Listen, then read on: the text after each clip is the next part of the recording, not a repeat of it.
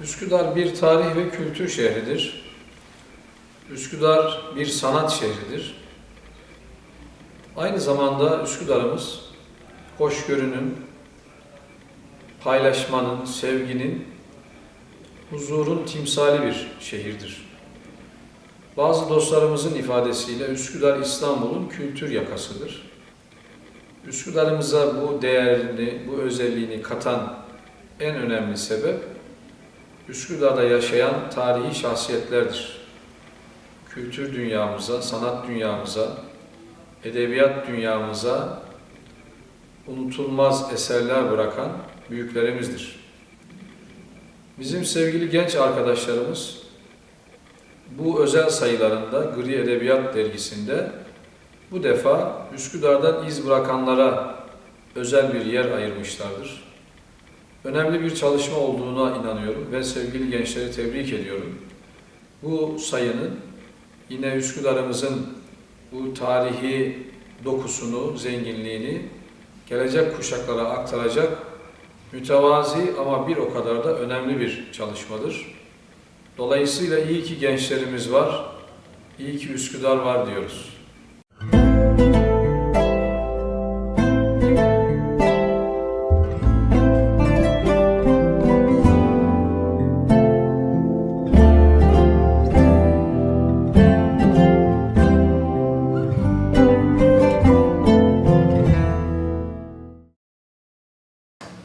Ecdadın güzel bir tabiri vardır.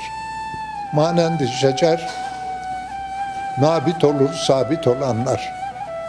Ağaç misali büyür, yerde sabit olanlar. Herhangi işin erbabı isen anda sebat eyle. Eskiler bunu söylerlerdi. Mescid-i Dirar yapılmış. Resulullah o Mescid-i Dirar'da namaz kılmaya zorluyorlar. İstiyorlar gel illa orada bir namaz kıldır. Hazreti Ömer de istemiyor. Resulullah da acaba gitsem bunların gönlü yumuşar da acaba şey yaparlar mı? Bilmiyor değil, biliyor ama işte bir işaret de bekliyor. Öyle işaretsiz olmaz. Mihraptan kalkıyor, 7-8 adım yürüyor. O arada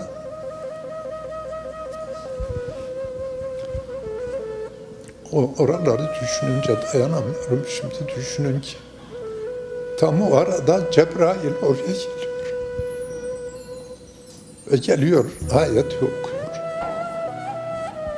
Bu mescit namaz kılmak için takva üzere kurulmuş, bu mescit senin için daha elyaktır. Sakın oraya gitme. Dönüyor Hazreti Ömer'e diyor ki ya Ömer dediğin oldu diyor. Ayet okuyor. Şimdi gittiğiniz zaman Kuba Mescidi deyip de orada öyle orada gezmek değil, bunları düşünerek orayı ziyaret ederseniz herhalde daha çok şey kazanmış olursunuz. Önümüze çıkan engelleri geçebilmek için tarihe ihtiyacımız var. Diyelim ki yolda giden bir adam bir müddet yürüdükten sonra bir uçurumla karşılaşıyor. Çok fazla büyük değil bu uçurum ama gözü kesmiyor. Öbür tarafa nasıl atlayacak? Kısa bir tereddüt yaşadıktan sonra ben geçerim buradan atlarım diyor. Ama ne yapıyor? Önce geri gidiyor, hız alıyor. O hızla bir koşuyor, uçurumu atlıyor.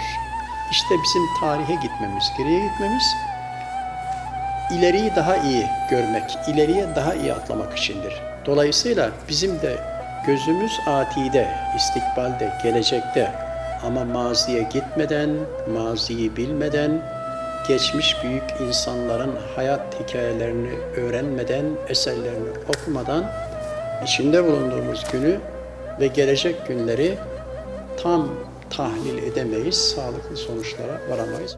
Yıllar sonra, 10 yıl, 15 yıl sonra vapura biniyorum. O da Vapurdan iniyor, geldi sarıldı. İşte ben dedi hocam hiç kitap okumayı sevmeyen öğrencinizim dedi. Çantasından bir kitap çıkardı. Vapurda bile kitap okuyorum dedi. Bu da tabii güzel bir hatıra. Annemden ve babamdan öğrendiğim en önemli ders zamanın kıymetidir. Bir kum saatinin elimize verildiğine inanıyorum doğduğumuz andan itibaren. Üstteki kumlar aşağıya her saniye akmaktadır. Ve bir daha asla hiçbir el o kum saatini tersine çevirmeyecektir. Bestelediğim marş var bir de. Bunu ilk sizlere söylemiş oluyorum, okuyorum sözlerini. Ey şehitler beldesi, ey şahlanan Türkiye,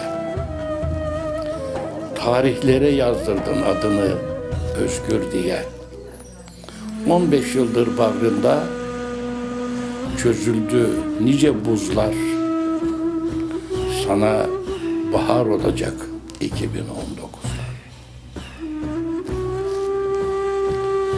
Ey milletin ümidi, ey şahlanan Türkiye, sana gökten mesaj var, ölümü öldür diye.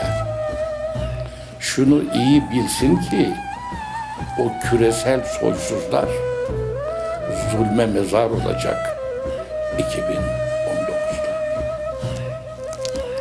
Ne çıkar zalimlerin hedefinde olsan da, mazlumlara koşarken yapayalnız kalsan da, 5 kıtada bekliyor yolunu uykusuzlar.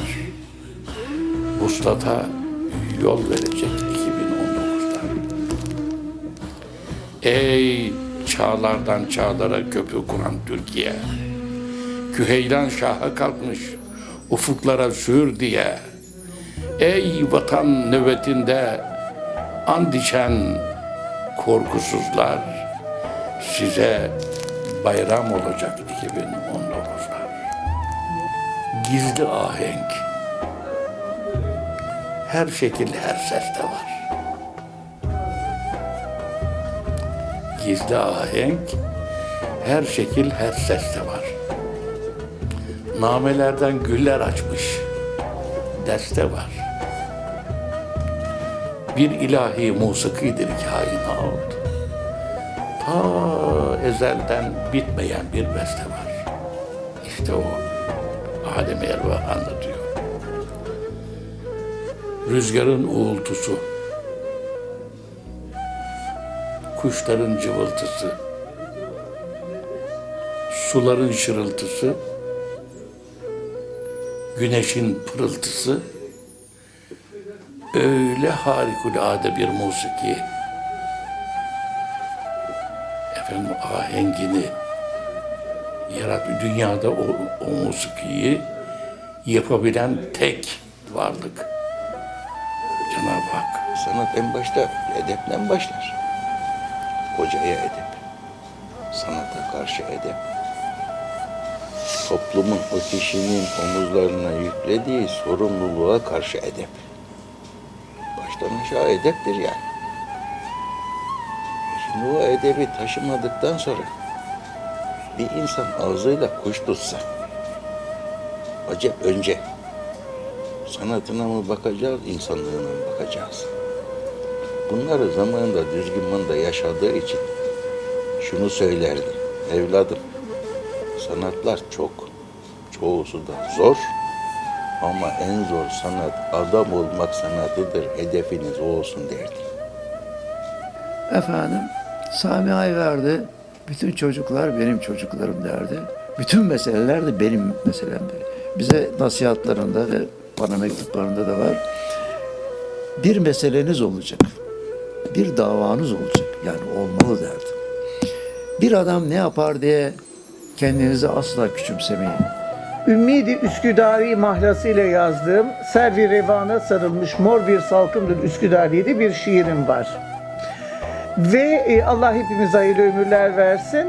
Ama şarabı mevti nuş ettikten sonra da Üsküdar'da kalmak istiyorum. Yani ben doğum öncesinden ölüm sonrasına kadar tırnak içinde fena halde Üsküdarlıyım. Ben Üsküdar bahçeleri ve kokularıyla, çiçek kokuları anılarıyla Üsküdar anıları. Üsküdar'ın yerlisi kadar yerlisiyim. Çünkü 63 sene oldu bir Üsküdar'da bulunmak. 63 senelik bir ömür bu. Burasını ecdat Mekke toprağı derler. Mekke toprağının son noktası Üsküdar iskelesidir. Çünkü Hicaz toprağı buraya kadar gelir. Bitişik kıta. Onun için ecdadın ekserisi bu taraflarda iskan etmişlerdir. Mezarlarını bu taraflarda koymuşlardır. Yahya Kemal Bey'in tabiriyle İstanbul, Üsküdar fethi gören şehirdir.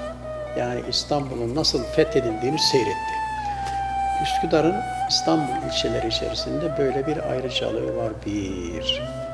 İkincisi, Gönüller Sultanı Aziz Mahmud Hüdayi Hazretleri burada. Osmanlı eserleri var burada. Hatta hanım sultanların eserleri var. Osmanlı padişahlarının hanımları veya kızları Üsküdar'a çok cami yaptırmış. O bakımdan Üsküdar'ın bir ismi de Hanım Sultanlar şehridir. Bir ismi Kabe toprağıdır. Bir ismi Altın Şehir'dir. Tarihiyle, kültürüyle, maneviyatıyla, edebiyatıyla, folkloruyla, insanlarıyla Üsküdar'ı seviyorum kardeşim. Kalplere ambargo koyamazsınız. Siz de başka yeri sevebilirsiniz ama ben Üsküdar'ı seviyorum. Üsküdar deyip geçmeyin. Her köşesi bucağında bir veli yatıyor. Birkaç bin yıllık bir yerleşim merkezi. Tarihiyle, kültürüyle, sanatıyla, irfanıyla Üsküdar hiç azımsanacak bir yer değil. Nice baba yiğit, tasavvuf erbabı, hünerli kişileri yetiştirmiş. Üsküdar bu. Üsküdar boş bir yer değil. Bütün evliyaların, bütün Allah dostlarının çoğunun bulunduğu bir yer. Hepsinin, bizim de hepimizin geçmişlerimizin ruhları için, Allah rızası için El Fatiha.